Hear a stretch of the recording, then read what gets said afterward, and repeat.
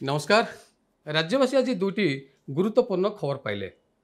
गोटे है विजु जनता दल सुप्रीमो नवीन पट्टनायक निर्वाचन मैदान को ओह्लैले एवं अन्यटी है विजु जनता दल पूर्वतन सांसद तथा आईटी सेल अध्यक्ष अमर पट्टनायक बीजेपी रे जोगदेले।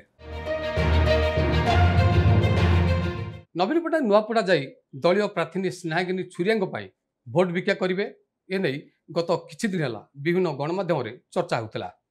आज से गले निर्वाचनी भाषण देले एथर किसी नूतनत्व नथिला हेले अमर पट्टनायक बीजेपी रे योगदान एक कथा समस्त को आश्चर्य करछि। कारण अमर बीजेडी टिकेट रे थरे राज्यसभा सांसद होइछंती। गुरुत्वपूर्ण आईटी सेल रो से थिले अध्यक्ष आ सबुठारु बड़ कथा ला बीजेडी हाईकमांड को से थिले अति घनिष्ठ एवं विश्वस्त मध्य। या बाद से बीजेडी छाड़ले काहेकि दर्शकु यार दुईटी कारण होई पारे। प्रथम कारणटी हला स्वार्थ। राजनीतिर अन्य नाम जे स्वार्थनीति ए थ्योरी को से हृदयंगम कले। अलग अर्थରେ कहले बीजेडी एक बुड़ी जाउथवा डंगा। ए दलर भविष्य आउ उज्जवलमय नुहे बोली अमर निश्चित भाव भाविथिबे।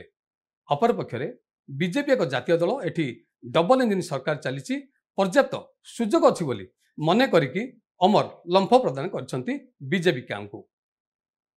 द्वितीय जेते अमर बीजेडी को सबदिन पे अलविदा कहिकी बीजेपी शिविर को आसिले सेटा हूँ सबुठ गुरुत्वपूर्ण प्रसंग। प्रसंगटी हूँ या 2024 निर्वाचन पराजय पर बीजेडी पक्षर अमर पट्टनायक को ही मुख्यतः दायी करा। कारण निर्वाचन समय प्रथम पर बीजेपी ओडिया अस्मिता कथा प्रसंग करथिला।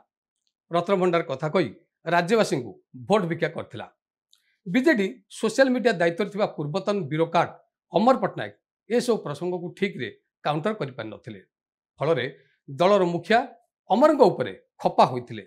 ए सब कारण पई अमर किछि मासे हला दल द्वारा अणदेखा होइथिले।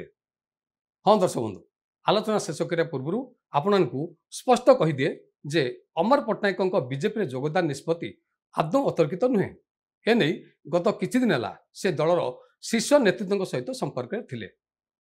मिसिबा चूड़ांत मध्य हला हेले आजिका दिन को कहीं पछागला। कारण नवीन नुआपड़ा प्रचार को भंडूर करने बीजेपी एक सतर्कित ब्लू प्रिंट प्रस्तुत करथिला। आलोचना को एडी शेष करिबा। नमस्कार।